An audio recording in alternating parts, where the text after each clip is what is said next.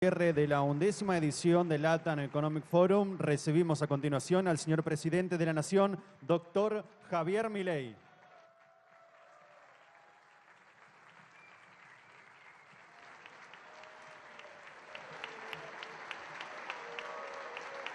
En el escenario se encuentra el señor director de Research for Trader y creador del LATAM Economic Forum, Darío Epstein, y el señor presidente y director general del Chabad Lubavitch Argentina y Sheiliach principal del Rebbe de la Argentina, el rabino Zvi Grumblat, quienes a continuación harán entrega de un reconocimiento al señor presidente de la Nación.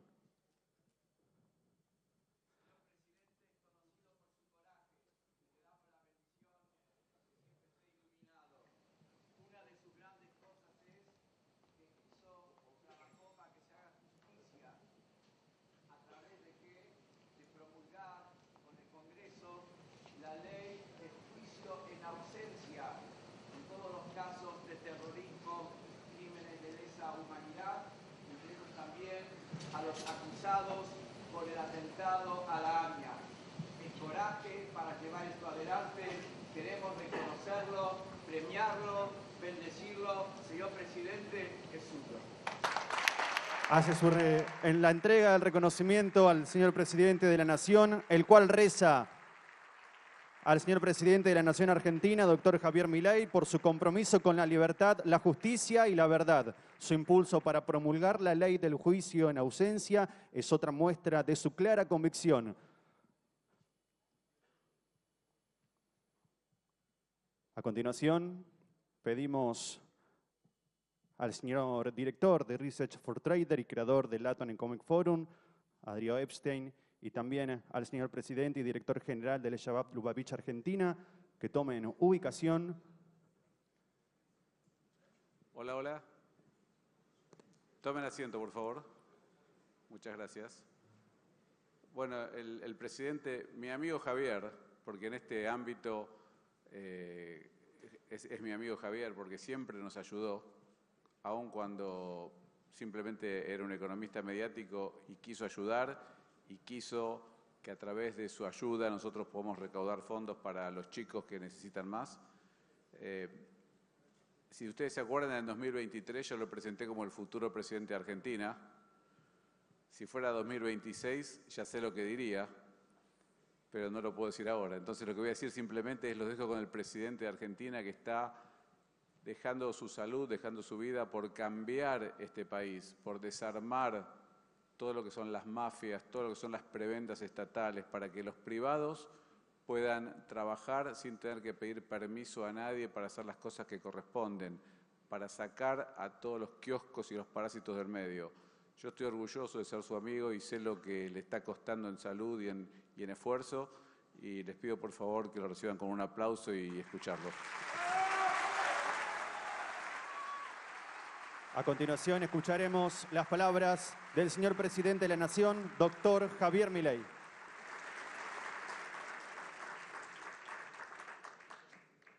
Buenos días a todos. Gracias, Rab. Gracias, Darío, por invitarme nuevamente y ser parte de este foro, al cual asisto con tanto placer y tanto orgullo. La charla de hoy va a ser sobre un tema que en este momento está tomando notoriedad pública, que es la idea de lo que ya por el mes de septiembre del año pasado nosotros habíamos llamado la dolarización endógena. Así es que voy a tratar de hacer la versión más intuitiva posible. Digamos, el martes tengo una que es un poquito más áspera, pero básicamente voy a tratar de hacerlo de manera bastante intuitiva y que creo que si entendemos esencialmente la naturaleza del dinero, digamos, va a ser muy simple entender qué es lo que queremos hacer y por qué lo queremos hacer y cómo lo vamos a hacer. Al margen de eso, Está claro que igual, digamos, por más que sea una charla técnica, no dejo de ser político ahora y no dejo de ser el presidente de la Nación. Y está claro que anoche el partido del Estado, los corruptos, ganaron una batalla, pero no van a ganar la guerra. Vamos a seguir dando la guerra contra la corrupción a capa y espada hasta que los terminemos de sacar a patadas en el culo.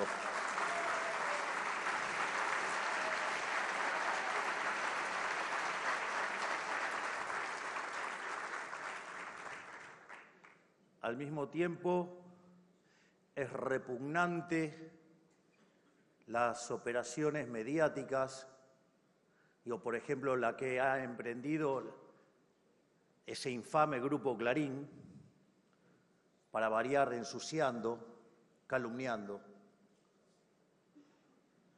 Pero bueno, si ustedes miran mi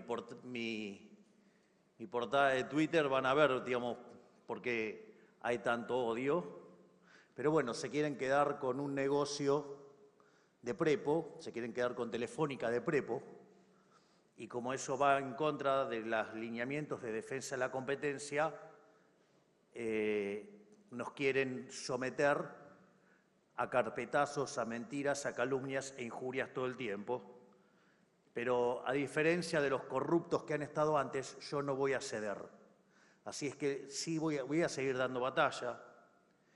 Y la realidad es que no estaban los votos, fue toda una operación mediática teñida de amarillo.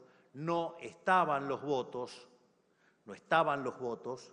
por eso el jefe de la bancada de senadores de la Libertad Avanza pidió que antes se firmara un compromiso para que cuando tuviéramos las 37 firmas ir al recinto y estar seguros de que podíamos pasar el proyecto, porque necesitábamos una mayoría calificada que era 37 votos.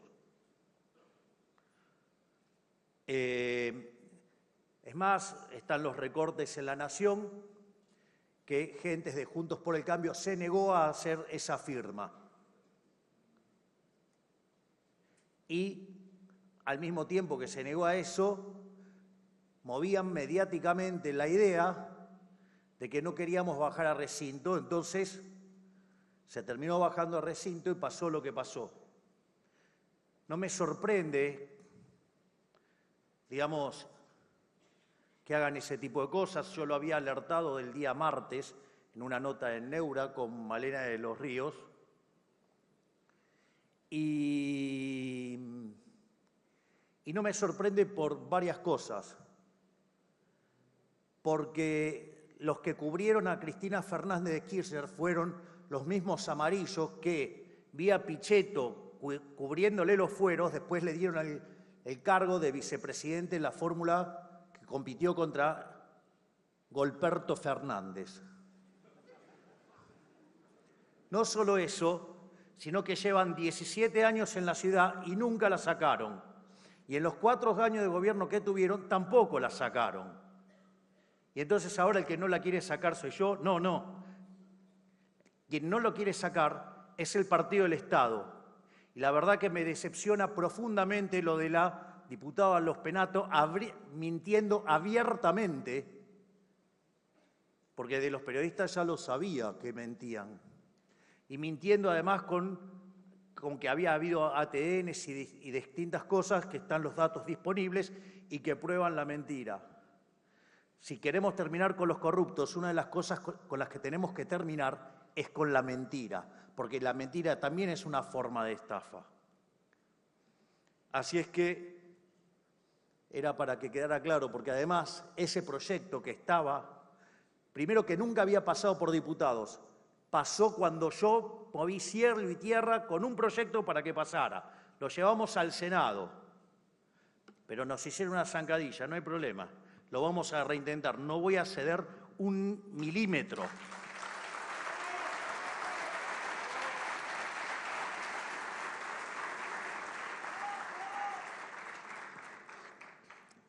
pero ¿qué pueden pretender de aquellos que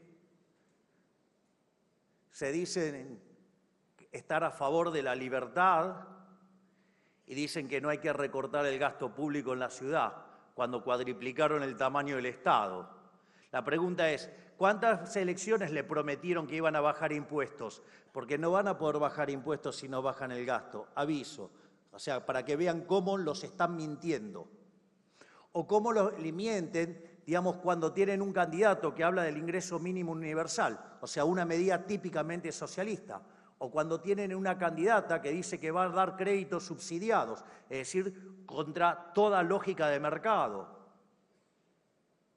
O directamente cuando mienten diciendo que queremos cerrar escuelas y cerrar hospitales, que es la misma campaña negativa que hizo Massa en el año 2023, y debe ser porque justamente contrataron a la misma basura humana de Gutiérrez Rubí, que se dedica a hacer campaña negativa.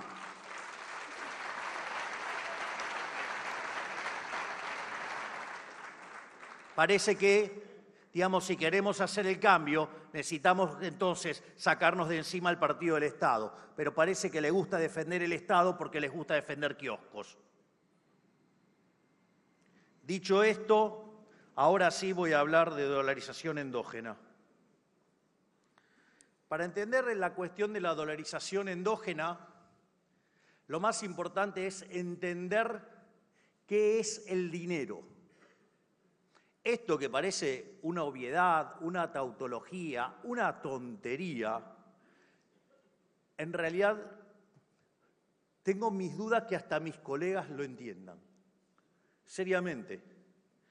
O sea, tengo la sensación de que si no dirían la cantidad de barbaridades que dirían.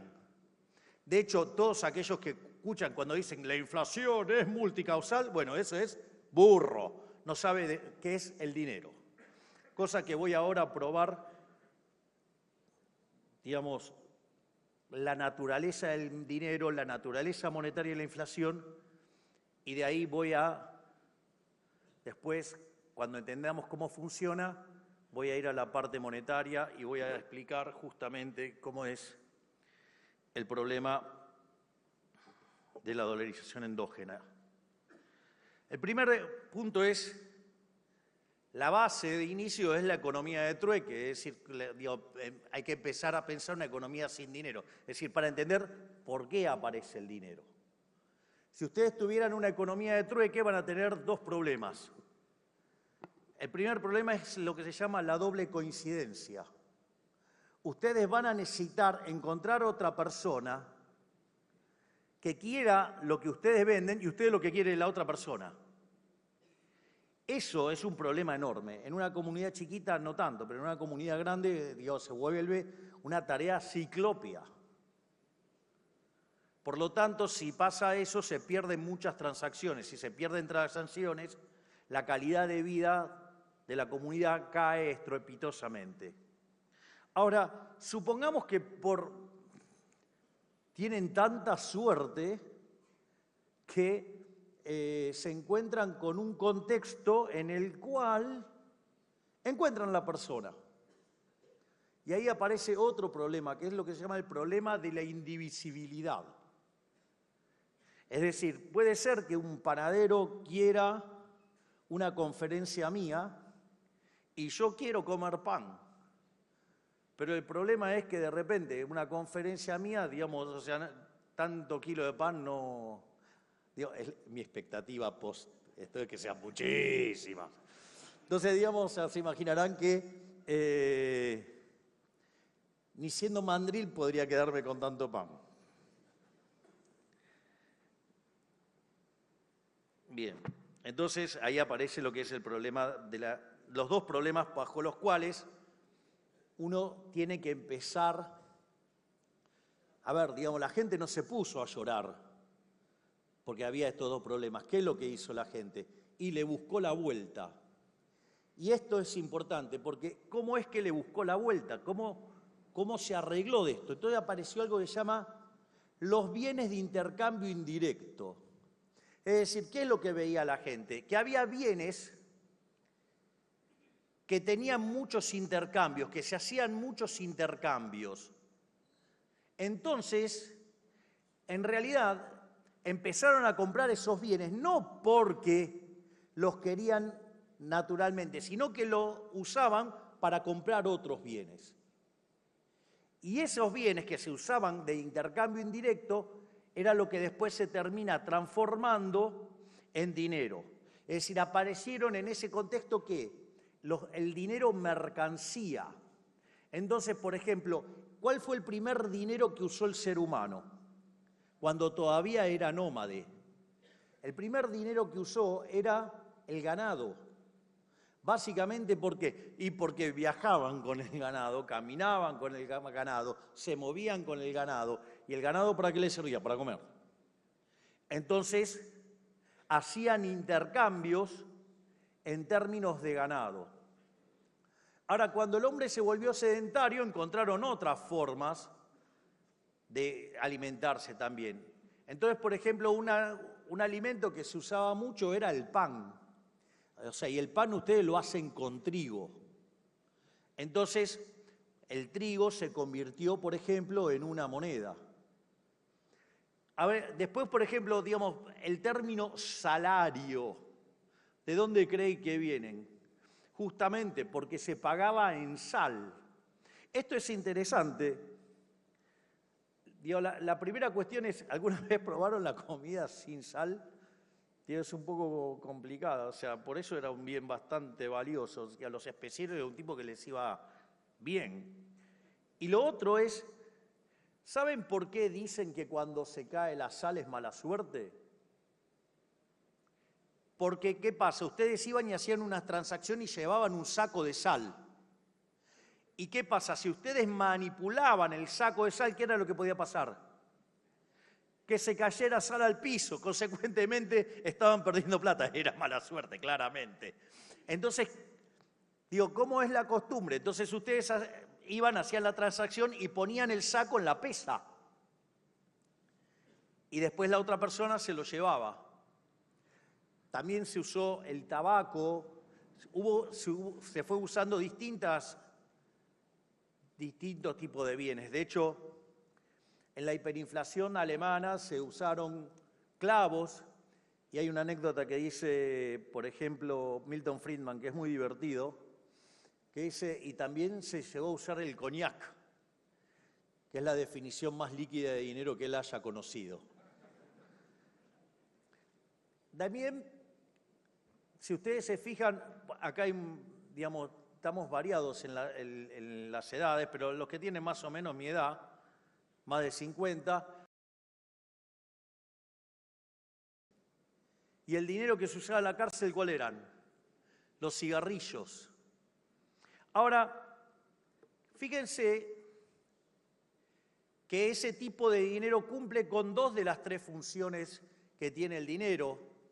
Puede ser unidad de cuenta, claramente, ustedes podían poner los precios en cigarrillos o en sal, digamos, o en tabaco, o digamos en lo que quieran.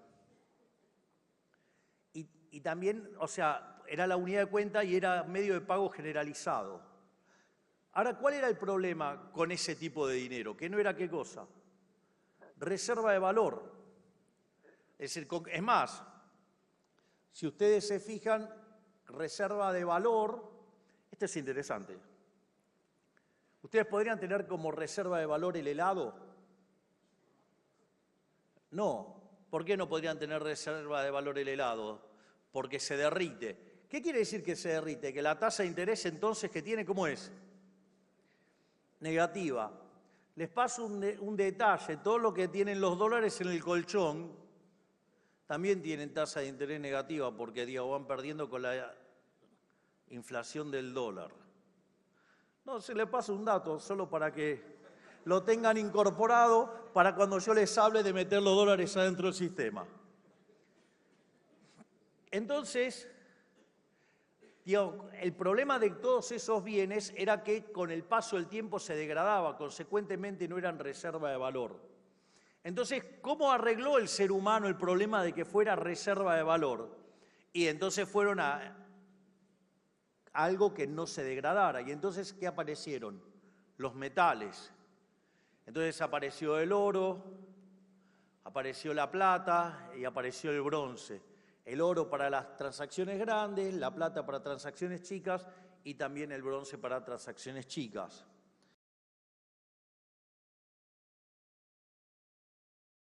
Permite también que resolver ahora pueden ser unidad de cuenta, medio de pago generalizado y además también ahora puede ser reserva de valor.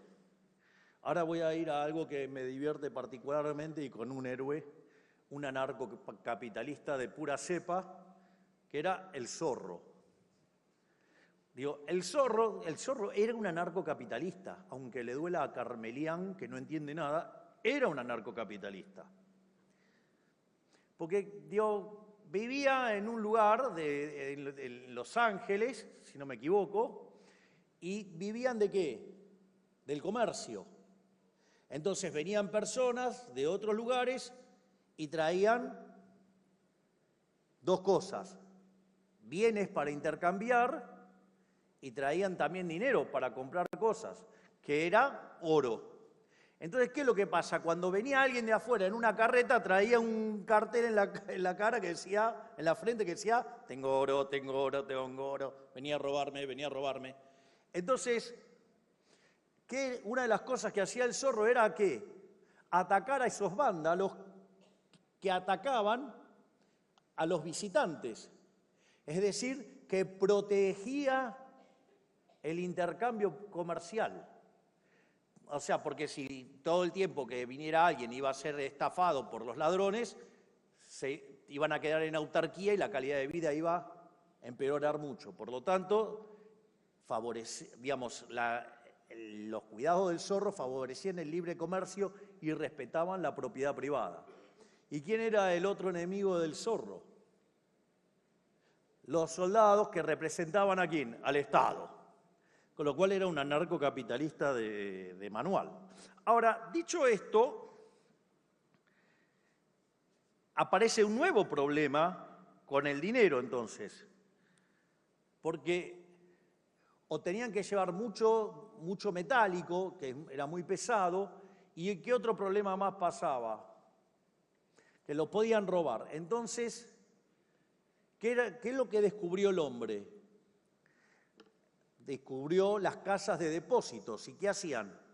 Dejaban el oro, la plata o el bronce, lo que fuera, y a cambio recibían ¿qué?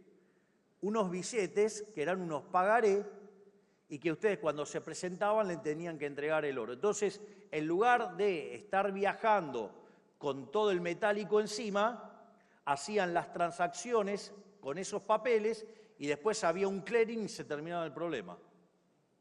Y el día que ustedes querían ir, digamos, a la casa de depósito, presentaban el papel y se llevaban sus tenencias de metálicos. Obviamente, como era de esperar, siempre aparece un pícaro que quiere tomar ventaja de eso. ¿Y qué empezó a hacer? Empezó a emitir papeles sin que estuviera el metálico. ¿Y qué era lo que pasaba cuando se daba esa situación? Aumentaban la cantidad de papeles, pero los bienes eran exactamente lo mismo. Entonces, los precios denominados en esos papeles, ¿qué pasaba? Subían. Entonces la gente también le tenía tomado el tiempo y cuando eso pasaba iban a retirar el metálico y ahí era donde se armaban los problemas.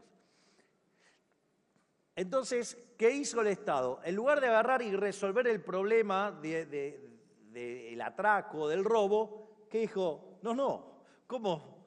Este negocio lo puedo hacer yo. ¿Y qué hizo? Se quedó con la producción de dinero, entonces ahora lo hacía el Estado. Es decir, no, el Estado no admite competencia en el robo, tiene que ser él solo.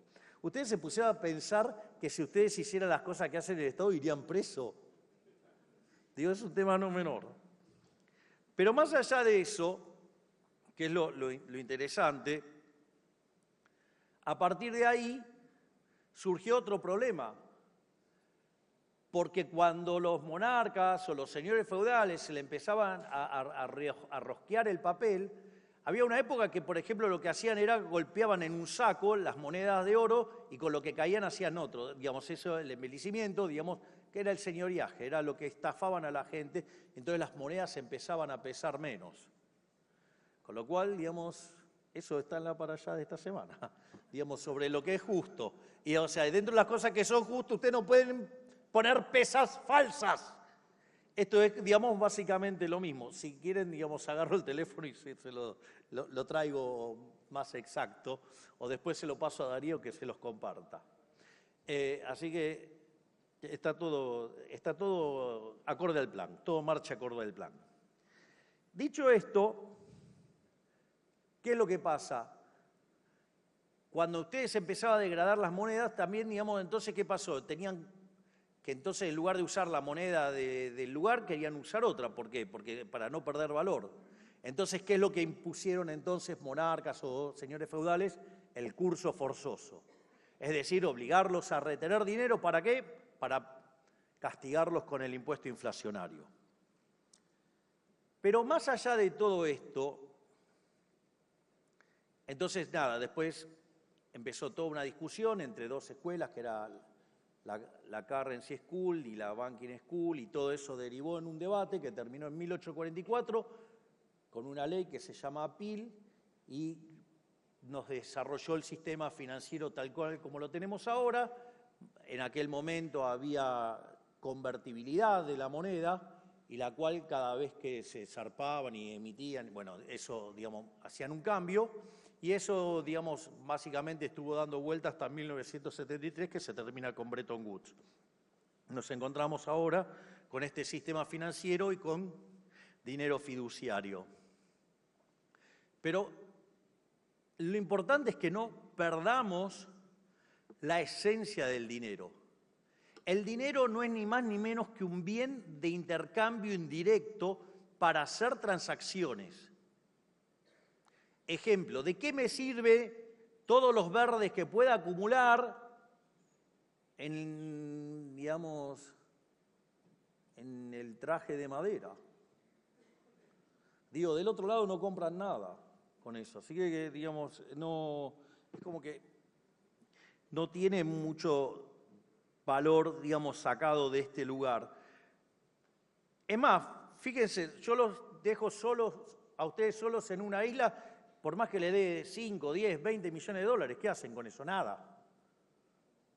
Están solo en la isla. No. Es más, quizás si pudieran inferir que pasa un avión, digamos, lo van a quemar para que lo vean. Dicho esto, entonces, lo que hay que entender es que si el dinero es un bien de intercambio indirecto, quiere decir que ustedes lo demandan porque sirve para comprar otros bienes.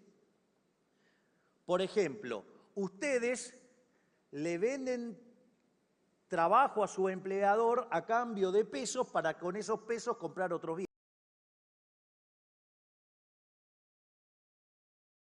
No sé si se acaban de dar cuenta que acabo de usar un formato a la Rothbard que acaba de destruir la teoría de la explotación. Ustedes le compran dinero a su empleador. Se acabó la teoría de la explotación. Digo, solo por plantear la discusión de una manera distinta hace que se termine con la teoría de la explotación. Salvo que los trabajadores estén explotando a los empresarios, ¿no? Porque son los que compran dinero a cambio de trabajo. Pero más allá de eso, lo importante es tener claro entonces que la demanda de dinero estrictamente es una demanda derivada. Es decir, es un espejo de lo que pasa en el lado real. Y por lo tanto, es consecuencia de ello que entonces la demanda de dinero va a estar determinada por el sendero intertemporal de consumo, es decir, lo que consuman de hoy hasta el fin de la eternidad. Es decir, cuando ustedes vean a un economista que le arma la función de demanda de dinero y le pone Y e I latina, bueno, ese es un bruto. Digo, porque, digamos, si ustedes construyen un sistema de equilibrio general, digamos, entran todos los precios. Y ahora voy a explicar la diferencia. Entonces la determinación del ingreso queda determinado por los precios y las cantidades, no necesitan poner los ingresos. Eso es una burrada que arrastran los economistas desde Keynes, que solamente tomó un curso de economía con Marshall y solo, digamos, hizo una transpolación inválida de un caso de equilibrio parcial a equilibrio general. Y la otra burrada es meter la tasa de interés ahí, porque en realidad la tasa de interés no se determina en el mercado de dinero. La tasa de interés existe aun cuando no exista dinero. La tasa de interés existe porque existe el tiempo, porque significa cómo yo voy a estar pasando consumo del presente al futuro y viceversa. Por lo tanto, las funciones de consumo quedan determinadas por todos los precios, los bienes presentes, futuros y así en adelante. Y la realidad es que si ustedes toman un sistema de equilibrio general en serio, digo, hacen esto de manera seria, no de manera berreta. Es decir, en lugar de agarrar los libros de la corriente keynesiana, leen libros derivados de Arrow, de Bree, Hahn, Mackenzie, o si quieren ir antes, Wald, y si quieren antes, Balrà. Ustedes van a tener que las funciones de demanda van a depender de todos los precios. Pero en el fondo, digamos, ¿cuáles son los parámetros profundos de lo que dependen esas funciones? Tanto las de demanda como las de oferta y las de, por ende, exceso de demanda. Van a depender de los parámetros profundos que son las preferencias, lo cual está dado, la tecnología, que salvo que hagan algún supuesto sobre el progreso tecnológico, está dada, las dotaciones, que están dadas, y el sistema de propiedad. Por lo tanto, digamos, una vez que ustedes especifican el modelo, digamos, eso es duro como, es una roca, eso es granítico, es algo granítico. Consecuentemente, si ustedes no hacen nada, el sistema tiene un conjunto de funciones que solamente depende de los precios, pero además son graníticas.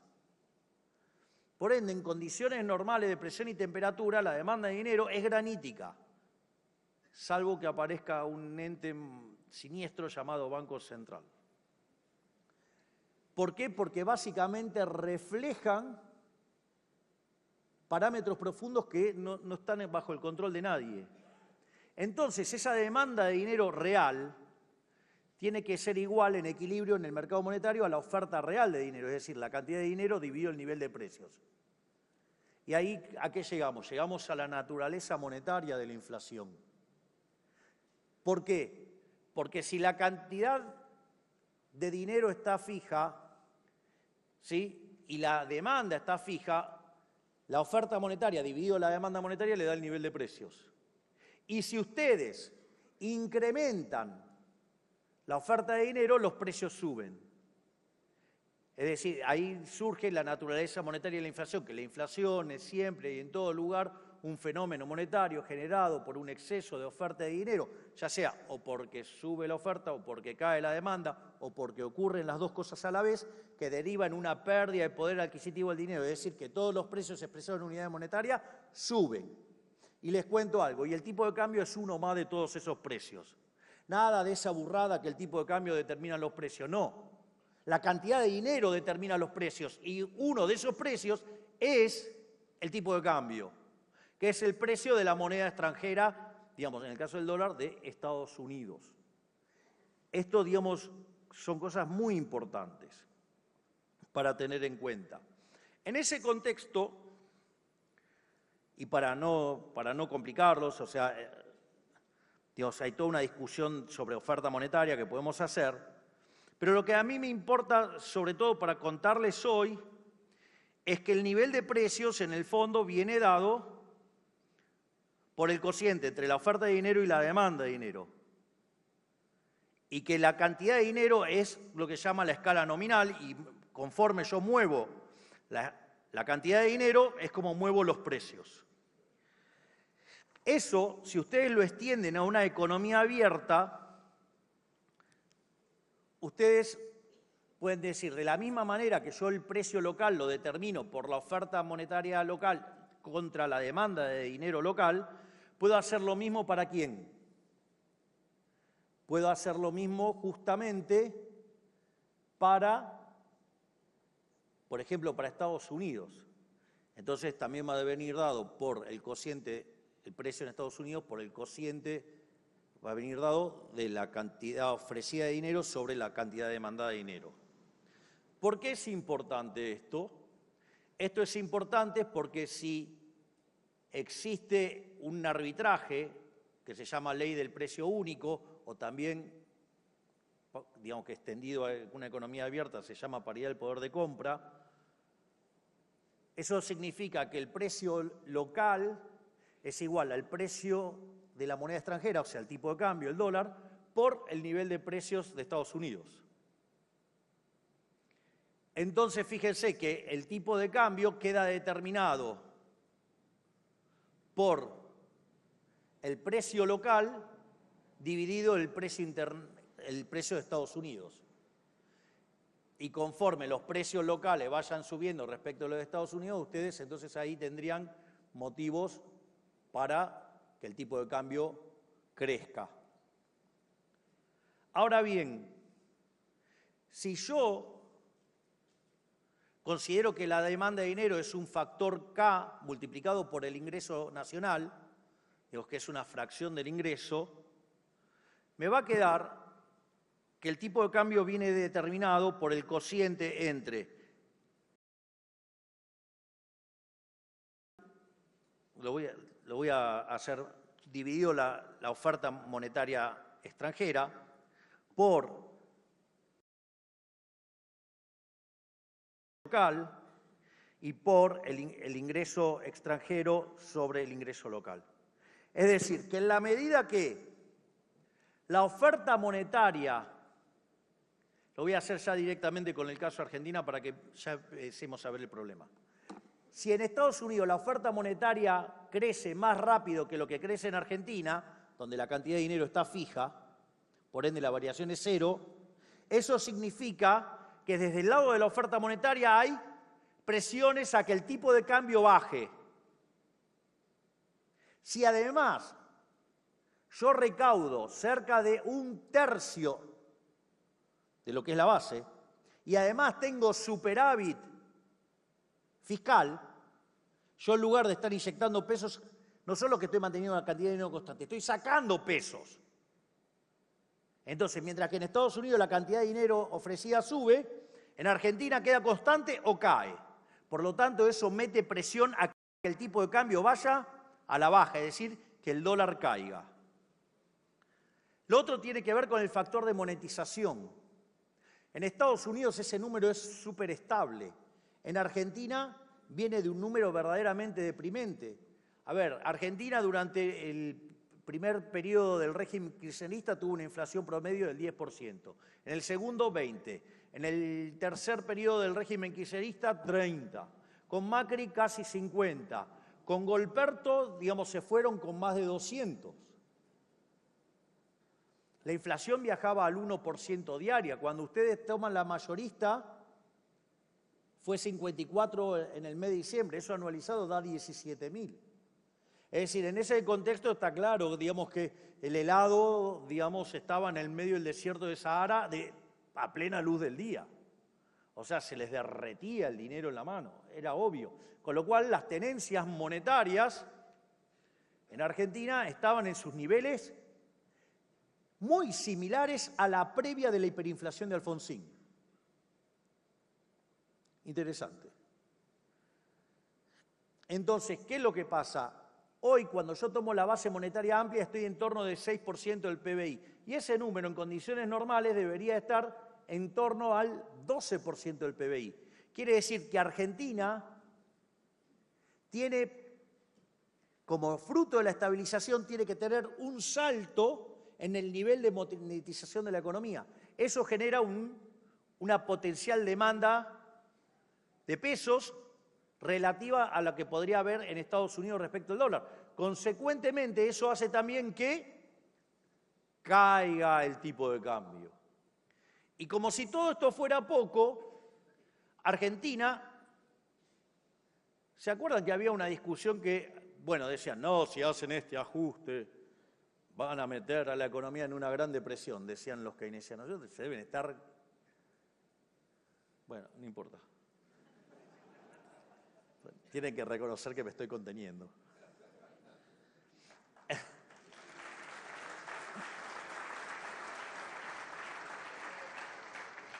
Es que me da no sé qué ser super Milei frente al rep. Entonces por eso me da un poco de pudor. Me estoy portando bien por usted, Sweet. Entonces, ahora fíjense, primero dijeron que nos íbamos a hundir en una gran depresión, segundo que íbamos a hacer una L, o sea que íbamos a llegar a un piso y no levantábamos más. Después empezaron con que iba a ser la pipita de Nike, pero suave. Después, la pipita de Nike. Después reconocieron que iba a ser en B corta y terminó siendo un tilde, porque cuando yo tomo, es decir, la inflación mayorista anualizada pasó del 17.000 a niveles del 10, porque en diciembre fue 0,8, y pronosticaban todo tipo de aberraciones, que el PBI se iba a destruir y todo. El EMAE desestacionalizado de diciembre terminó 6% arriba del de diciembre de 23. Es decir, no solo derrumbamos la tasa de inflación como nunca en la historia, sino que además la economía se expandió. Vaya que tienen que quemar todos los libros de texto keynesianos.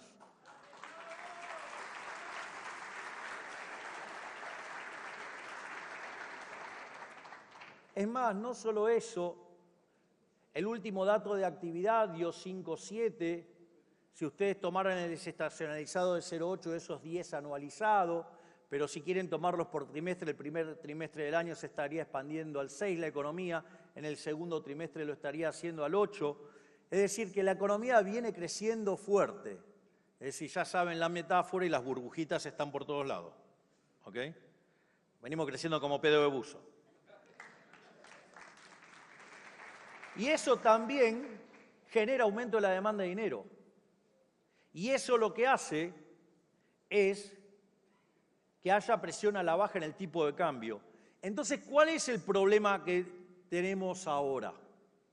Es decir, tenemos problemas asociados a que estamos creciendo mucho y la economía está muy poco monetizada. La única forma que tiene de monetizar esta economía es forzando, ¿sí? Entonces, por estos aumentos de la demanda de dinero, que el tipo de cambio se vaya al piso de la banda. Y el problema es que, digamos, no alcanza con el piso de la banda. Y si emito, pasa algo que a mí no me gusta, que es generar inflación. Entonces, digamos, no quiero.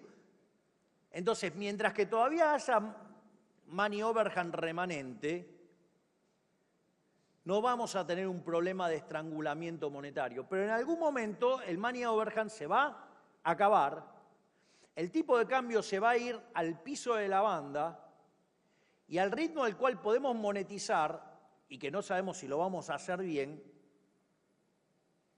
puede que no sea lo suficientemente rápido y genere una alta tasa de interés y termine desacelerando el nivel de actividad económica. Y termine siendo un lastre para el crecimiento económico porque requiere de deflación. Y como la economía todavía no está diseñada para tener contratos en términos reales, para que sean neutrales a que el poder adquisitivo del dinero se fortalezca tanto, es que entonces dijimos, bueno, que la economía la moneticen los mismos argentinos. Entonces, cuando ustedes necesitan hacer transacciones, sacan sus propios dólares y los vuelcan en el sistema.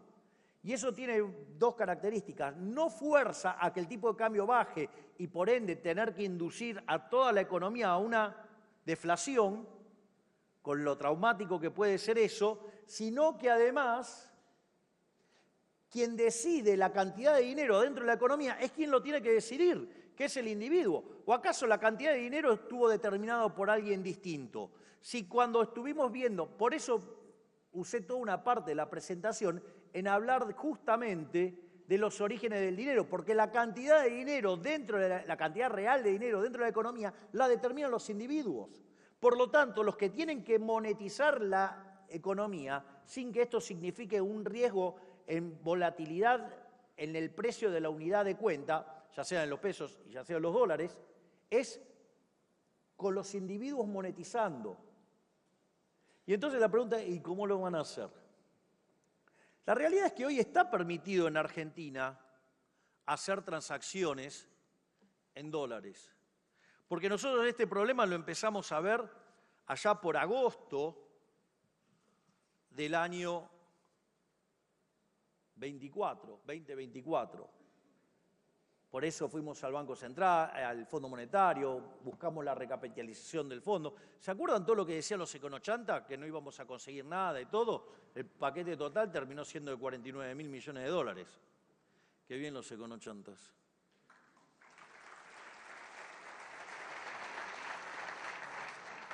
Entonces, cumplimos con la fase 1 del programa, que fue cerrar el grifo fiscal. Cumplimos con la fase 2 del programa, que era cerrar el grifo financiero, es decir, terminar con el cuasi fiscal. Y en la parte 3, capitalizamos el Banco Central. Siempre hablamos de 3 anclas. Teníamos el ancla fiscal, que es el equilibrio fiscal, lo tenemos acá, a la computadora humana, al genio del secretario de Hacienda, a quien admiro profundamente, yo creo que no es humano, que es Carlos Guberman. Un aplauso para este genio que tenemos en el equipo. Igual traten de determinar si es humano. Yo creo que no, porque alguien que tiene todos esos números en la cabeza no es humano. O sea, yo que soy un tipo que redondea los números, imagínense que lo miro y quedo, no puedo creer la exactitud de este hombre. Pero no solo eso, después está, digamos, lo que se llama el ancla monetaria, es decir, fijamos la cantidad de dinero. Desde mediados del año pasado, la cantidad de dinero no crece más, la base monetaria amplia está dada. Es decir, que dado que la inflación tiene un rezago que oscila entre 18 y 24 meses, para mitad del año que viene la inflación en Argentina habrá sido historia.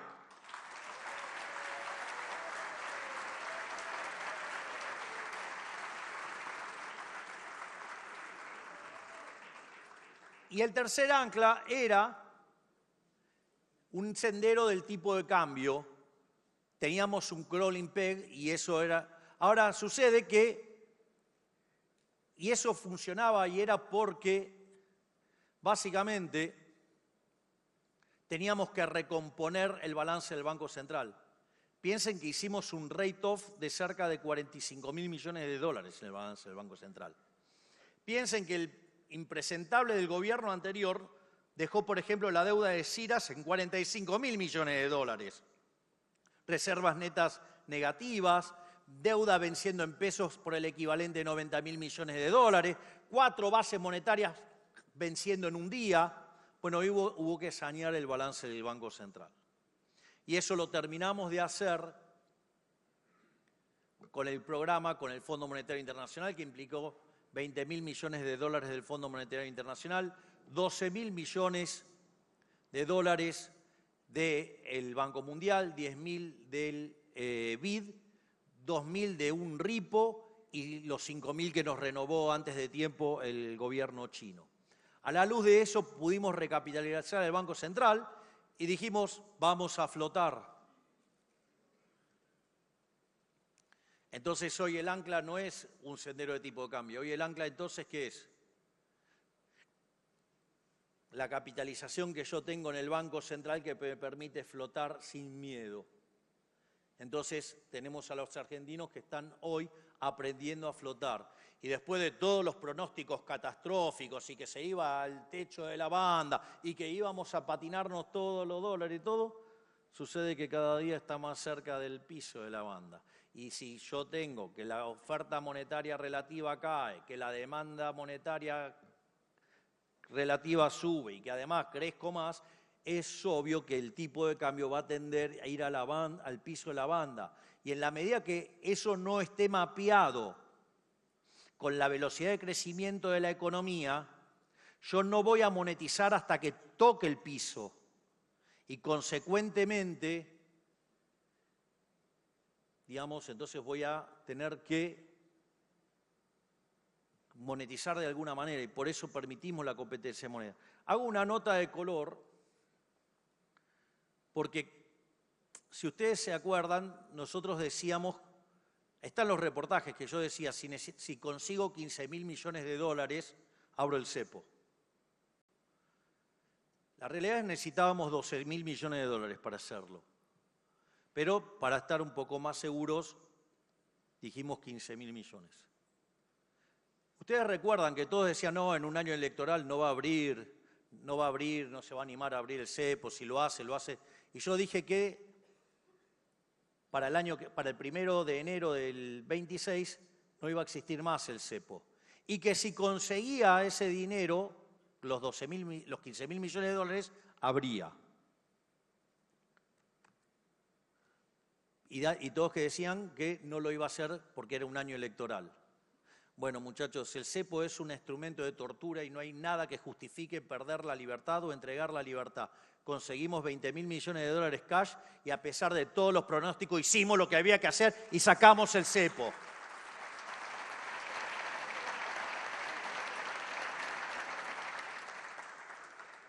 Y la idea, entonces, es cómo hacemos para monetizar la economía. Miren, en los colchones los argentinos debemos tener o 200.000 millones de dólares, o 300.000 millones de dólares, o 400.000 millones de dólares, según a quien le pregunten qué hace la estimación.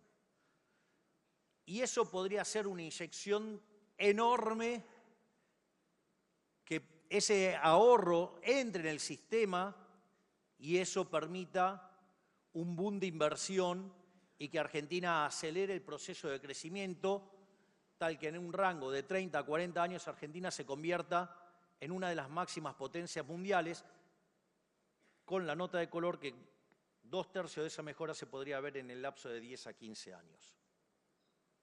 Y para eso es que nosotros estamos motivando la dolarización endógena, justamente para que ese proceso no se vea empastado o retrasado en el tiempo, o que lo haga a menos velocidad. Y el punto es el siguiente: si hoy está permitido hacer transacciones en moneda extranjera, ¿por qué entonces necesitamos avanzar? ¿Saben por qué? Porque todos los que tienen los dólares en el colchón tienen miedo que después dejan los dedos marcados y los vayan a buscar. Esa es la realidad. Por lo tanto, nosotros estamos trabajando entre ARCA, Ministerio de Economía y Banco Central el mecanismo como para que la gente pueda ingresar los dólares adentro del sistema, pueda comprar lo que quieran y que no deje los dedos marcados para que nadie los vaya a perseguir.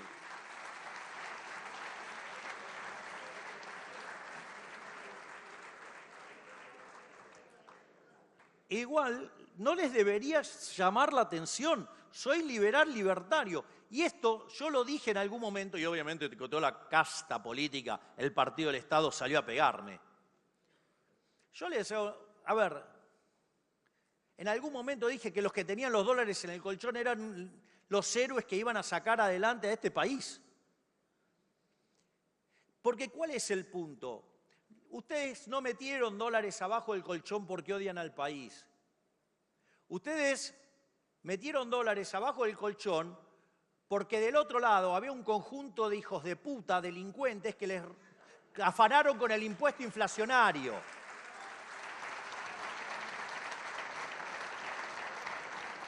No por nada, desde 1935 a la fecha le quitamos 13 ceros a la moneda. Claramente que le podríamos sacar 3 ceros más. Es decir, podríamos rescalar todo a 1 igual a 1000. Entonces, no es, esos que llevaron los dólares al colchón no son delincuentes, son personas que se escaparon de los delincuentes legales que son los políticos. Y ladrón que roba a todo ladrón tiene 1000 años de perdón.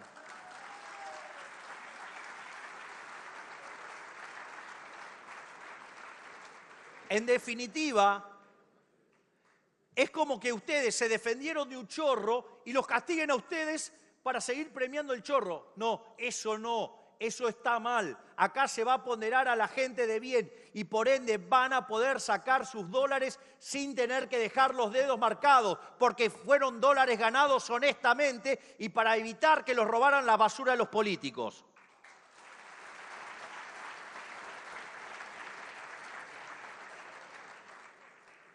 La única aclaración que quiero hacer y que quede bien claro es que en la transición el peso va a seguir existiendo y se va a utilizar para pagar impuestos. Esto quiere decir que van a seguir utilizando pesos, lo van a usar para pagar impuestos. Con el crecimiento económico y con esta remonetización, el peso se va a seguir apreciando.